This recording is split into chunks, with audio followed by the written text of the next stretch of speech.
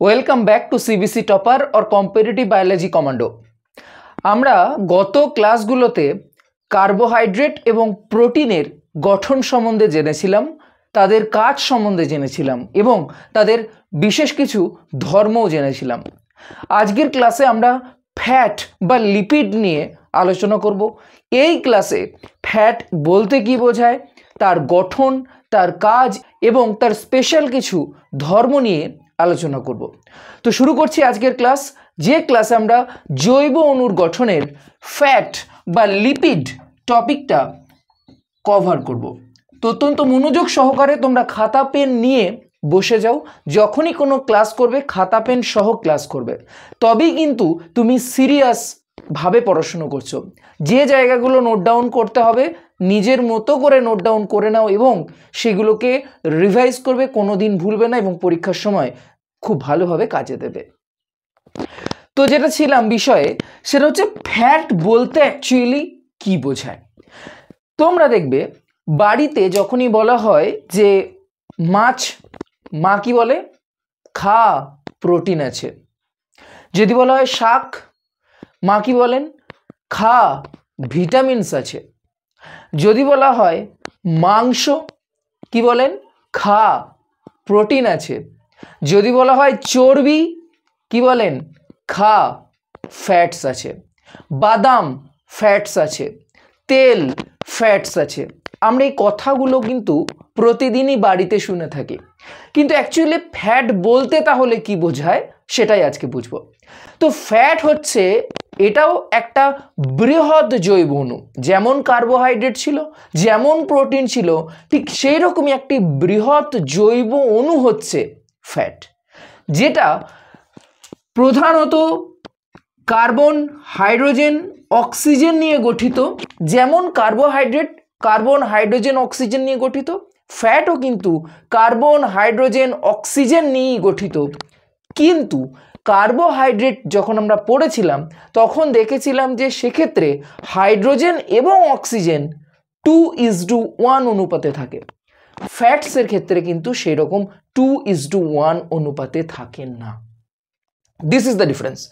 এবং এই কার্বোহাইড্রেটে যেমন নাইট্রোজেন, ফসফরাস এইগুলো থাকে না, ফ্যাটের ক্ষেত্রে কিন্তু নাইট্রোজেন, ফসফরাস এগুলো যুক্ত হতে পারে। ঠিক আছে, তাহলে ফ্যাটস কি না? ফ্যাট হচ্ছে সেই সমস্ত বৃহৎ জৈব অণু যারা কার্বন, হাইড্রোজেন, অক্সিজেন নিয়ে গঠিত এবং যার আর্দ্র বিশ্লেষণের ফলে দুটো পদার্থ উৎপন্ন হয়, একটি হচ্ছে ফ্যাটি অ্যাসিড আর একটি হচ্ছে গ্লিসারল। তাহলে আমরা ফ্যাটের যদি উপাদান হিসেবে দেখি, ফ্যাটে দুটো প্রধান উপাদান রয়েছে। কি কি বললাম? একটি বললাম ফ্যাটি অ্যাসিড, আর একটি হচ্ছে গ্লিসারল। অর্থাৎ আমরা যদি ফ্যাটকে ভাঙি আমরা এই দুটো পদার্থ পাবো। ফ্যাটি অ্যাসিড কি না? ফ্যাটি অ্যাসিড হচ্ছে একটা কার্বন শৃঙ্খল যার সর্বশেষে একটা কার্বক্সিল গ্রুপ থাকবে। তাহলে আমরা যদি স্ট্রাকচার দেখি কীরকম দেখতে পাবো? ফ্যাটি অ্যাসিডের স্ট্রাকচার হয় এই রকম, একটা কার্বন শৃঙ্খল, জাস্ট CH3 CH2 CH2 দিয়ে মনে করো COOH আছে। এবার এই শৃঙ্খলটা বড় হতে পারে, এই শৃঙ্খলটা ছোট হতে পারে। ওকে, অন্যদিকে যদি আমরা গ্লিসারলের স্ট্রাকচার দেখতে পাই, সেখানে দেখতে পাবো যে 3টে কার্বন আছে। সেই 3টে কার্বনের এবার হাইড্রোজেন আর হাইড্রক্সিল গ্রুপ আছে। তাহলে কার্বনের 4টে হাত, তাহলে 1 2 3টেতে 3টে হাতের মধ্যে 2টো হাতে হাইড্রোজেন, একটাতে হাইড্রক্সিল। এদিকেও সেম, আর এদিকে একটা হাইড্রোজেন, একটা OH। আমরা এটাকে সংক্ষেপে লিখি CH2OH দিয়ে CHOH দিয়ে CH2OH। এটা হচ্ছে একটা গ্লিসারল অণুর গঠন। কি বললাম? CH2OH। দেখো CH2OH, CHOH মানে দেখো CHOH, আরেকটি হচ্ছে CH2OH। আশা করি বোঝা গেছে। তাহলে আমরা যদি ফ্যাটকে ভাঙি দুটো প্রধান উপাদান পাবো, ফ্যাটি অ্যাসিড এবং গ্লিসারল। যেখানে ফ্যাটি অ্যাসিড হচ্ছে একটা কার্বন শৃঙ্খল যেখানে একটি কার্বক্সিল গ্রুপ থাকে, অন্যদিকে গ্লিসারলও কিন্তু একটা কার্বন শৃঙ্খল যেখানে হাইড্রোজেন এবং হাইড্রক্সিল গ্রুপ থাকে, মানে পিওর হাইড্রোকার্বন। ক্লিয়ার?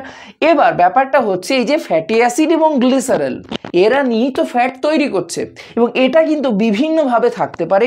অর্থাৎ এই যে ফ্যাটি অ্যাসিড এবং গ্লিসারল কিভাবে ফ্যাটের মধ্যে থাকে সেটা জানলেই আমরা ফ্যাটের গঠন জানতে পারবো। অর্থাৎ যেমন আমরা প্রোটিনের ক্ষেত্রে পড়েছিলাম যে প্রোটিনের গঠনগত একক হচ্ছে অ্যামাইনো অ্যাসিড এবং আমরা দেখেছিলাম কিভাবে অ্যামাইনো অ্যাসিড পরস্পর পেপটাইড বন্ধনের মাধ্যমে প্রোটিন তৈরি করে। ঠিক একই রকম ফ্যাটের ক্ষেত্রেও আমরা দেখতে পাবো ফ্যাটি অ্যাসিড এবং গ্লিসারল তারা পরস্পর একটা বন্ধনের মাধ্যমে যুক্ত হয়ে তৈরি করছে ফ্যাট। ঠিক আছে? এবং এখানে যে বন্ধনটা থাকে সেই বন্ধনটিকে বলা হয় এস্টার বন্ধন। কি বন্ধন? এস্টার বন্ধন। যেমন আমরা কার্বোহাইড্রেটের ক্ষেত্রে যে বন্ধনটা পেয়েছিলাম সেটি ছিল গ্লাইকোসাইডিক বন্ধন, যেমন আমরা প্রোটিনের ক্ষেত্রে যে বন্ধনটা পেয়েছিলাম সেটি হচ্ছে পেপটাইড বন্ধন, আমরা ফ্যাটের ক্ষেত্রে যে বন্ধনটা পাবো সেটা হচ্ছে এস্টার বন্ধন। তাহলে চলো দেখে নেওয়া যাক যে এস্টার বন্ধনের মাধ্যমে কিভাবে ফ্যাটি অ্যাসিড এবং গ্লিসারল যুক্ত থাকে। তো মনে করো আমি একটা গ্লিসারল অণু এখানে আমি লিখছি। কীরকম লিখছি না, ধরো এরকম CH2OHটাকে আমি এইভাবে লিখছি, এই যে CH2OHটাকে আমি জাস্ট এইভাবে লিখলাম। নেক্সট CHOH, আরেকটি হচ্ছে CH2OH, বা তুমি এই H2টাকে এইভাবেও ভেঙে দেখাতে পারো। ঠিক আছে? আর নাহলে তোমার মনে হতে পারে যে কার্বনের 4টে হাত গেল কোথায়, তুমি CH2টাকে এইভাবেও দেখাতে পারো।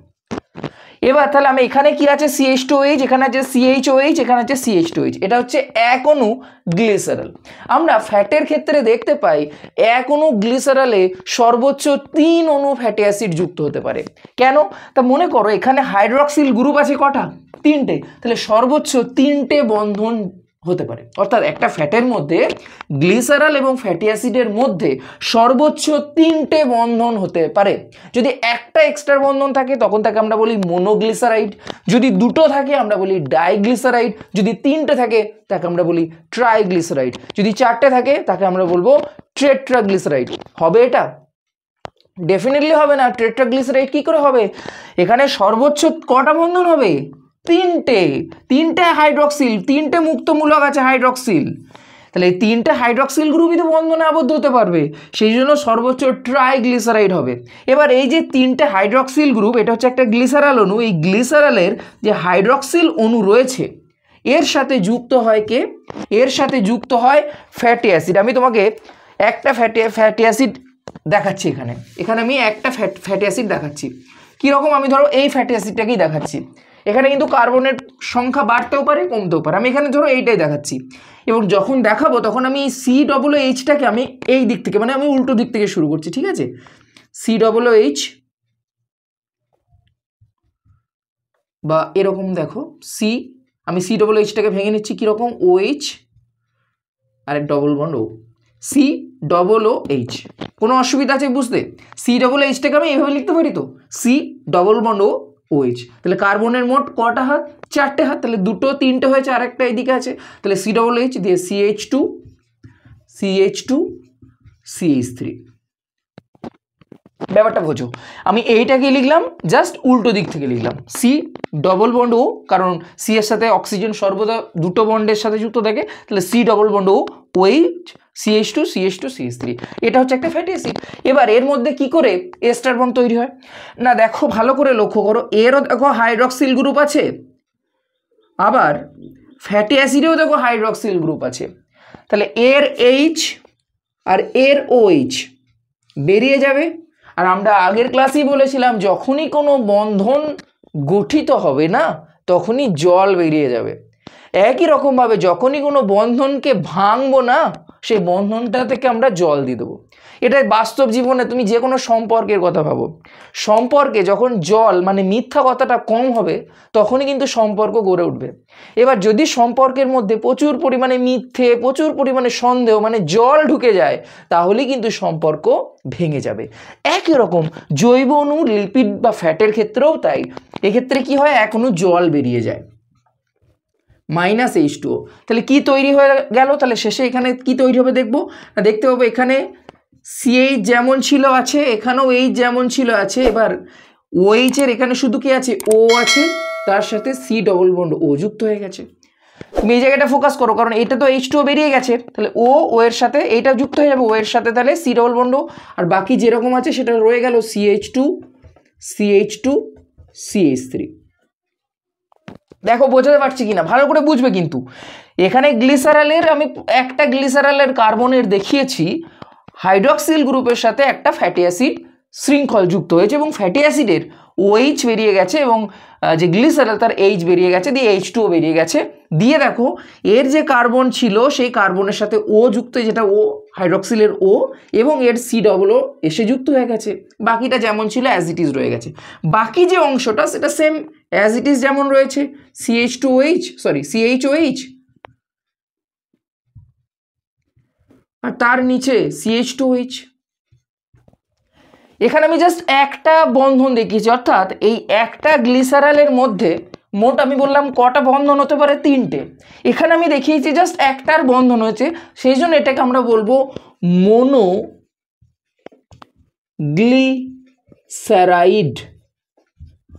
মোনোগ্লিসারাইড। যদি এরও হাইড্রক্সিল গ্রুপের সাথে এরকম একটা ফ্যাটি অ্যাসিড যুক্ত হয় তখন তাকে আমরা বলবো ডাইগ্লিসারাইড। যদি এর হাইড্রক্সিলের সাথে পুনরায় আবার একটা ফ্যাটি অ্যাসিড চেন যুক্ত হয়, সেটা একই হতে পারে বা ভিন্ন, মানে ফ্যাটি অ্যাসিডটা এটা হতে পারে বা ভিন্ন হতে পারে, যদি যুক্ত হয় তখন তাকে আমরা বলবো ট্রাইগ্লিসারাইড। তাহলে মোনো কেন না একটা ফ্যাটি অ্যাসিড যুক্ত হয়েছে কার সাথে, গ্লিসারলের সাথে। ডাই কেন দুটো ফ্যাটি অ্যাসিড যুক্ত হয়েছে একটা গ্লিসারলের সাথে।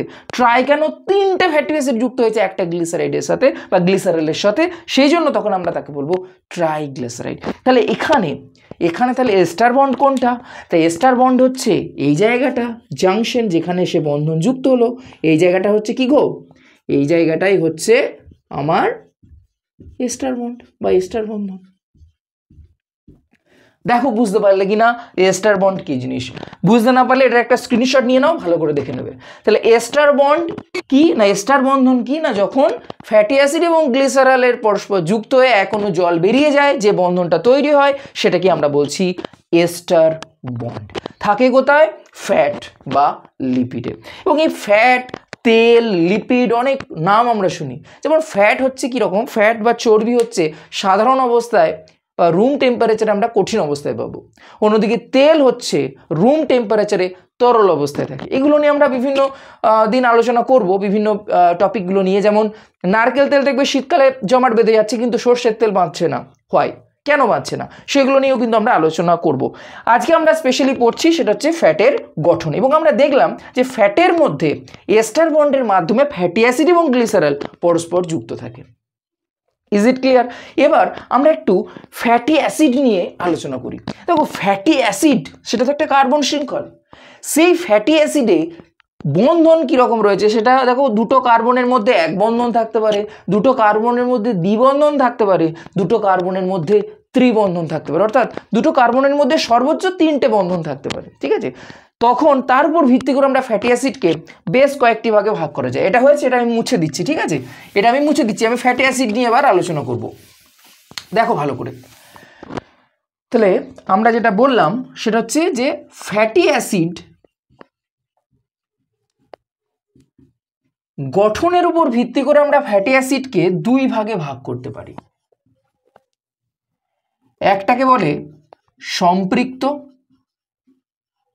ইংরেজিতে বলে স্যাচুরেটেড,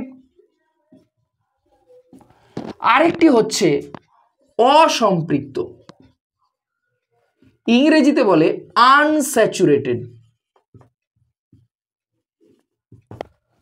স্যাচুরেটেড অ্যান্ড আনস্যাচুরেটেড ব্যাপারটা কি একটু ভালো করে বুঝে। স্যাচুরেটেড বা সম্পৃক্ত ফ্যাটি অ্যাসিড মানে যখন ফ্যাটি অ্যাসিডের মধ্যে যে পরপর, ফ্যাটি অ্যাসিড মানে আমি কি বললাম, কার্বন শৃঙ্খল, পরপর অনেকগুলো কার্বন পরপর যুক্ত হয়ে আছে। মনে করো তোমাদের ব্যাচের ছেলে মেয়েগুলো পরস্পর একে অপরের হাত ধরে আছে, তখন সেটা হচ্ছে সম্পৃক্ত ফ্যাটি অ্যাসিড। মানে যখন কার্বন শৃঙ্খলে কার্বনগুলোর মধ্যে পরস্পর এক বন্ধন থাকবে। যেমন কীরকম, যেমন ধরো এটা একটা CH3 যেমন আছে, ধরো এখানে ধরো CH3টাকে আমি যদি ভাঙি, এইভাবে আছে CH3 CH2 আবার CH2 আবার দিয়ে ধরো COOH। এখানে দেখো এটা এটা হচ্ছে ধরো 1 নাম্বার কার্বন, এটা 2 নাম্বার কার্বন, এটা 3 নাম্বার কার্বন, এটা 4 নাম্বার কার্বন। এখানে কার্বনগুলোর মধ্যে কটা বন্ধন আছে? এখানে কার্বনগুলোর মধ্যে এই যে একটা দাগ দেখতে পাচ্ছ, মানে একটাই বন্ধন আছে। দুটো কার্বনের মধ্যে যদি দুটো দাগ দিই তখন তার মানে সেটা দুটো কার্বনের মধ্যে দ্বিবন্ধন আছে। দুটো কার্বনের মাঝে যদি আমি 3টে দাগ দিই তার মানে দুটো কার্বনের মধ্যে ত্রিবন্ধন আছে। যদি দুটো কার্বনের মধ্যে এক বন্ধন থাকে তখন সেই সমস্ত ফ্যাটি অ্যাসিডকে বলবো আমরা সম্পৃক্ত ফ্যাটি অ্যাসিড। যেমন আমরা উদাহরণ দিতে পারি, যেমন হচ্ছে পামেটিক অ্যাসিড। ঠিক আছে, পামেটিক অ্যাসিড হচ্ছে একটি সম্পৃক্ত ফ্যাটি অ্যাসিডের উদাহরণ। অন্যদিকে অসম্পৃক্ত ফ্যাটি অ্যাসিড মানে খুব সোজা, যখন কার্বনের মধ্যে আমরা এক বন্ধনের পরিবর্তে 2 বা 3 অর্থাৎ দ্বিবন্ধন বা ত্রিবন্ধন পাবো তখন সেটাকে আমরা বলবো অসম্পৃক্ত ফ্যাটি অ্যাসিড। যেমন একটা স্ট্রাকচার দেখাই, যেমন মনে করো এটা একটা কার্বন, এখানে দেখো 4টে হয়ে গেছে। এবার এই যে দুটো কার্বন আছে না, এর মধ্যে ধরো 2 বন্ধন আছে, মানে দ্বিবন্ধন আছে, দিয়ে ধরো C+H আছে। তাহলে ভালো করে লক্ষ্য করো এই জায়গাটা ভালো করে লক্ষ্য করো। দেখো এক্ষেত্রে কার্বনের মোট কটা হাত বলেছিলাম? 4টে হাত।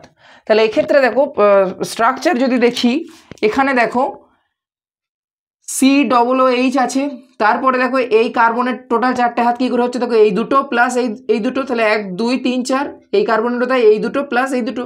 এখানে দেখো দুটো কার্বনের মধ্যে কটা বন্ধন আছে? দ্বিবন্ধন আছে। তখন আমরা বলবো সেই সমস্ত ফ্যাটি অ্যাসিডকে আমরা বলবো অসম্পৃক্ত বা আনস্যাচুরেটেড ফ্যাটি অ্যাসিড। যেমন আমরা উদাহরণ দিতে পারি ওলেইক অ্যাসিড হচ্ছে একটি অসম্পৃক্ত ফ্যাটি অ্যাসিড। যেমন আমরা উদাহরণ দিতে পারি লিনোলেইক অ্যাসিড।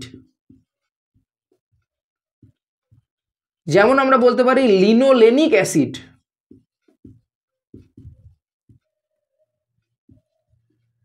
এই যে লিনোলেইক আর লিনোলেনিক, ভালো করে স্পেলিংটা দেখবে, লিনোলেইক লয়কার হর্ষই ক, অন্যদিকে লিনোলেনিক লয়কার দন্তন্বয়সী ক। লেখা বুঝতে অসুবিধা হলে আমি বলছি, ভালো করে মিলিয়ে নাও, লিনোলেইক এবং লিনোলেনিক অ্যাসিড মানে ফ্যাটি অ্যাসিড। এই দুটো কিন্তু ভীষণ গুরুত্বপূর্ণ। কেন না, আমরা যেমন তোমার যখন প্রোটিন পড়িয়েছিলাম বলেছিলাম যে আমরা কিছু তোমার অ্যামাইনো অ্যাসিড আছে যারা প্রকৃতিতে পাওয়া যায়, মানে আমাদের শরীরে উৎপন্ন হয় না, সেই জন্য খাদ্যের মাধ্যমে গ্রহণ করতে হয়, তাদেরকে বলে অপরিহার্য ফ্যাটি অ্যাসিড বা essential amino acid. Not fatty acid. এই লিনোলেইক আর লিনোলেনিক হচ্ছে এসেন্সিয়াল ফ্যাটি অ্যাসিড, অর্থাৎ এরা হচ্ছে অপরিহার্য ফ্যাটি অ্যাসিড। এই দুটো ফ্যাটি অ্যাসিড কিন্তু আমাদের শরীরে সংশ্লেষিত হয় না, সেই জন্য খাদ্যের মাধ্যমেই কিন্তু আমরা এই দুটোকে গ্রহণ করতে পারবো। কোন জাতীয় খাদ্য? উদ্ভিজ্জ খাদ্য, কারণ ওরাই খাবার তৈরি করতে পারে, উদ্ভিদরাই। ঠিক আছে, বা সেই উদ্ভিদটাকে কোনো প্রাণী খেয়েছে, তার ফলে প্রাণীর মধ্যেও সেই অ্যাসিড ফ্যাটি অ্যাসিড চলে এসছে, আমরা প্রাণীজ উৎস থেকেও কিন্তু এটাকে আমরা পেতে পারি। ঠিক আছে, তাহলে আমরা দেখতে পেলাম যে ফ্যাটি অ্যাসিডকে তার স্ট্রাকচার বা গঠনের উপর ভিত্তি করে 2 ভাগে ভাগ করতে পারি। একটা হচ্ছে সম্পৃক্ত ফ্যাটি অ্যাসিড, অন্যদিকে হচ্ছে অসম্পৃক্ত ফ্যাটি অ্যাসিড। এবার এই ফ্যাটকে আমরা 3 ভাগে ভাগ করি। ফ্যাটকে আমরা কত ভাগে ভাগ করি? ফ্যাটকে আমরা 3 ভাগে ভাগ করি। না, একটিকে বলা হয় সরল ফ্যাট। সরল ফ্যাট কি না, যখন ফ্যাটের মধ্যে শুধুমাত্র ফ্যাটি অ্যাসিড পাবো, কোনো গ্লিসারল পাবো না, শুধুমাত্র ফ্যাটি অ্যাসিড শৃঙ্খল দেখতে পাচ্ছি, বা ফ্যাটি অ্যাসিডের সাথে গ্লিসারল থাকলেও তার সাথে কিন্তু অন্য কোনো জৈব অণু যুক্ত থাকবে না। 2 নাম্বার যে ফ্যাট সেটা হচ্ছে যৌগিক ফ্যাট। যৌগিক ফ্যাট মানে না, যৌগিক ফ্যাট মানে হচ্ছে সে সমস্ত ফ্যাট যার মধ্যে ফ্যাটি অ্যাসিড গ্লিসারল তো আছেই, তার সাথে বিভিন্ন জৈব অণু, যেমন ফসফেট থাকতে পারে, যেমন নাইট্রোজেন থাকতে পারে, যেমন কার্বোহাইড্রেটও থাকতে পারে, তখন তাদেরকে আমরা বলবো যৌগিক ফ্যাট। যেমন উদাহরণ হিসেবে আমরা পড়ি, যেমন উদাহরণ কি হতে পারে যৌগিক ফ্যাটের? যেমন ফসফোলিপিড, ফসফেট যুক্ত আছে তাই ফসফোলিপিড। যেমন গ্লাইকোলিপিড, গ্লাইকো মানে কি? সেই লিপিডের সাথে গ্লুকোজ যুক্ত আছে, তাদেরকে আমরা বলবো যৌগিক ফ্যাট। এবং আরেকটি ফ্যাট হয় সেটাকে বলে ডিরাইভড বা আমরা বলতে পারি উপজাত। ডিরাইভড ফ্যাট মানে সেই সমস্ত ফ্যাট যারা যৌগিক ফ্যাট বা সরল ফ্যাটের আর্দ্র বিশ্লেষণের ফলে উৎপন্ন হয়। অর্থাৎ যেমন তোমরা দেখবে যে কোনো একটা প্রোডাক্ট তৈরি করতে গেলে তার অনেক বাই প্রোডাক্ট থাকে, যেমন যেমন সালোক সংশ্লেষের বা ফটোসিনথেসিসের বাই প্রোডাক্ট হচ্ছে কিন্তু অক্সিজেন, আসল প্রোডাক্ট হচ্ছে গ্লুকোজ। গ্লুকোজ তৈরি হয় আসলে, কিন্তু তার বাই প্রোডাক্ট উপজাত বস্তু হিসেবে অক্সিজেন তৈরি হয়। ঠিক সেরকম যখন সরল ফ্যাট বা যৌগিক ফ্যাটের আর্দ্র বিশ্লেষণের ফলে কোনো বস্তু ডিরাইভড হবে তখন তাদেরকে আমরা বলবো ডিরাইভড ফ্যাট। যেমন উদাহরণ হতে পারে, যেমন উদাহরণ আমি বলতে পারি পিত্ত লবণ, এবং এই পিত্ত লবণ কোলেস্টেরল থেকে উৎপন্ন হয়। এবং এই পিত্ত লবণের দু রকমের লবণ হয়, একটা হচ্ছে সোডিয়াম টরোকোলেট, সোডিয়াম গ্লাইকোকোলেট, এবং এটা উৎপন্ন হয় কোথায়? যকৃতে। তো এগুলো নিয়ে আমরা আলোচনা করব ডিটেলসে পরে। তাহলে আমরা ফ্যাটের তিনটে প্রধান টাইপস পেলাম, সরল ফ্যাট, যৌগিক fat, derived fat. Is it clear? এত দূর অবধি বোঝা গেছে আশা করি। এবার এই যে ফ্যাটের কিছু ধর্ম রয়েছে, যেমন ফ্যাট সর্বদা কিন্তু জলে অদ্রাব্য, জৈব দ্রাবকে দ্রাব্য। এবং তোমরা দেখবে ফ্যাটকে যদি অনেকক্ষণ ফাঁকা জায়গায় রেখে দেওয়া হয় খোলা বাতাসের মধ্যে, সেই তোমার ফ্যাট থেকে কটু গন্ধ বেরোয় এবং ফ্যাটের কালারটা আস্তে আস্তে হলুদ হয়ে যায়, এবং এই ধর্মটাকে বলে র্যানসিডিটি। কি বলে? র্যানসিডিটি। তোমরা যদি কোনো খাসির মাংসের দোকানের পাশ দিয়ে যাও তাহলে দেখবে একটা উগ্র গন্ধ পাবে, এবং সেটা এই ফ্যাট বা চর্বিকে যদি অনেকক্ষণ বাতাসে রেখে দেয় তাহলে এই র্যানসিডিটি দেখা যায়। অন্যদিকে ক্ষারের সাথে ফ্যাট বা চর্বির সাথে আমরা বিক্রিয়া করে লবণ তৈরি করি, এবং যেটাকে বলে স্যাফোনিফিকেশন, যেটা সাবান প্রস্তুত করে যে আর কি। এগুলো স্পেশাল কিছু ধর্ম রয়েছে যেগুলো তোমাদের একটু খেয়াল রাখতে হবে। এবং সর্বোপরি আমরা ফ্যাট এর গুরুত্বটা কি না, ফ্যাটের গুরুত্ব হচ্ছে ফ্যাট থেকে সব থেকে বেশি পরিমাণ শক্তি পাওয়া যায়। অর্থাৎ তুমি যদি ফ্যাট খাদ্য হিসেবে গ্রহণ করো, তুমি প্রতি গ্রাম ফ্যাট থেকে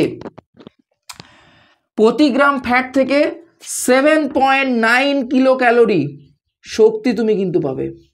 সব থেকে বেশি আমরা কার্বোহাইড্রেট পরিপাক যদি দেখি, সেখানে প্রতি গ্রাম কার্বোহাইড্রেট থেকে 4.1 কিলো ক্যালোরি, প্রোটিন থেকেও more or less 4.1 kilo calorie শক্তি পায়। অন্যদিকে এটা 7.9 নয়, I am sorry, I think it's 9.3 kilo calorie.